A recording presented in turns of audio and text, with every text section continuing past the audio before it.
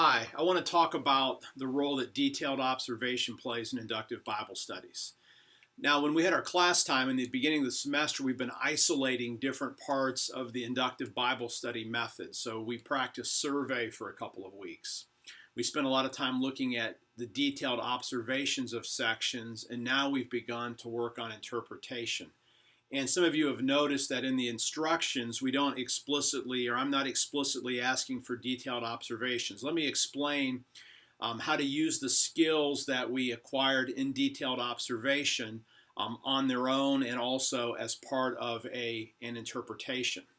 Now, when we did detailed observation together in class as an assignment in and of itself, remember what the goals were. The goals were to take a passage and to make as many observations as you could about the text without any other agenda other than to generate a whole bunch of extra questions. In the process of making observations and then asking those three types of questions, definitional, rational, and implicational, of each observation, the goal of that was heuristic. It was to help us to isolate smaller questions, the most important questions, so that if we wanted to generate a research agenda to move into interpretation with, we could take the key questions from our detailed observation and use those to move into interpretation.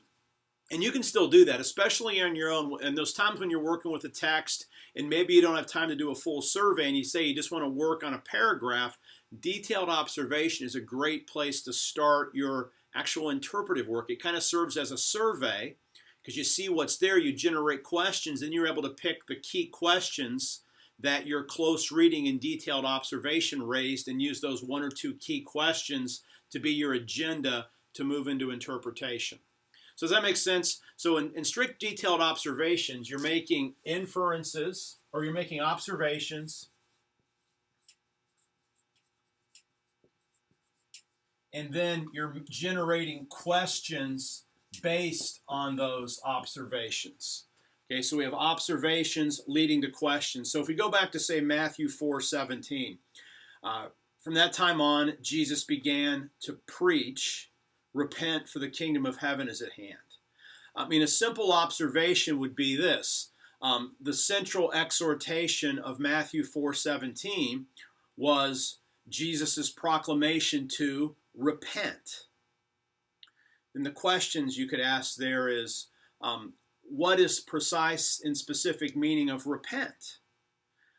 Why was that the central piece of Jesus's proclamation, and what are the implications?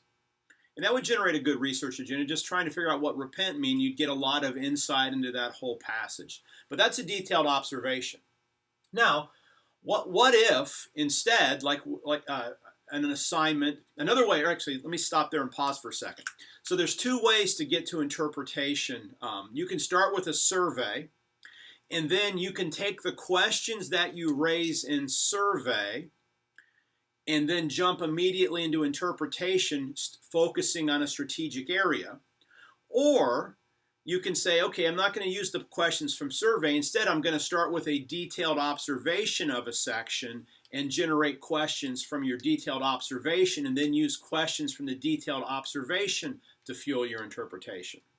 Now, what you probably note is that in our assignments for the rest of this class, we're going with option one. I'm giving you questions essentially from survey and asking you then to do your interpretive work. Does that make sense? Again, you can do interpretation by doing a detailed observation first and then taking questions from your detailed observation and answering the most important ones. That would be interpretation. Or you can look at your survey, pick the biggest structure, and take the questions from the structure and use those as the questions that you're going to use to guide your interpretation. Okay? Now, if we do go from survey questions about our structures to interpretation, what role does detailed observation play? Well, you might note it doesn't really help us to ask a whole bunch more questions at that point. So what you want to do then is, if you start with a question from survey, you still want to use the skills that you learned from detailed observation, which is what? Detailed observation helps you to really focus in on what the context is telling you.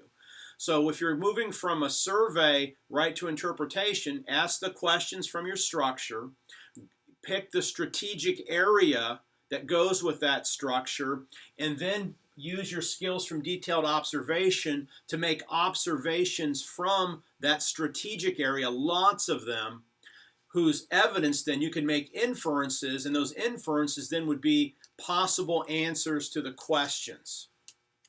So the question might be, well, Brian, then do I need to ask a bunch of extra questions when I make the observations? And the answer is no. But here's what I want to say. You want to work on it. If you're going to start with survey questions, like, for example, the work on 9:35 to 11:1, I essentially asked, what is the meaning of Jesus' compassion? That was coming out of one of one of our survey questions off of structure. Okay, you could then make observations about that, and you still could say, well, it's asking questions helps me. Well, then keep doing it. But what you want to add then is you want to make sure you're adding a third column, which would be inferences. You want to begin to not just to make observations and then have inferences, and these inferences are, again, potential answers to the question that you're trying to deal with in interpretation. So when you look at this, I'm not requiring that you do some kind of 3 columns. But what I'm saying is some IBS students find it helpful. Otherwise, you can cut this piece out of the detailed observation unless I specifically ask for detailed observation. Instead, this is what we'd call analysis. You start with a question and interpretation that you're trying to answer.